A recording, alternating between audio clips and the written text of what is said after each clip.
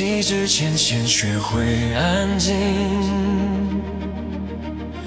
危险被包装成秩序，反手安心。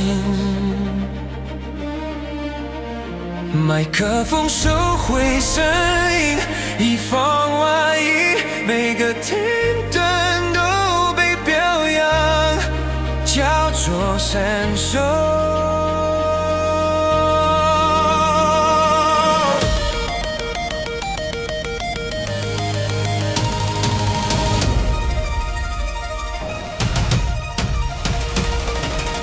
气味穿上防护衣，避免哭笑。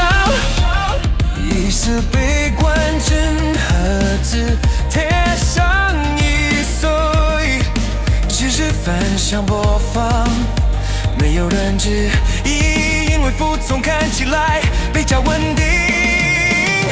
杂讯填满空白，想答案，选择被延后，直到失效。告诫没有接受者，只留下回应，城市错过时效，被系统删除。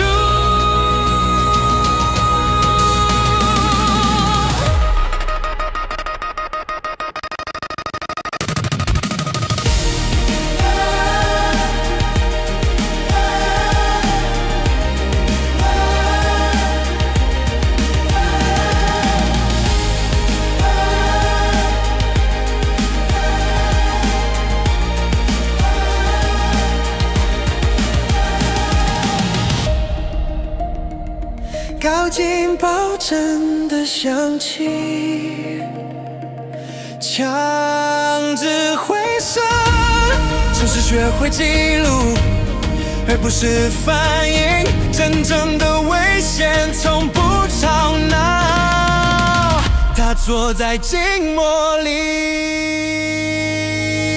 等你相信。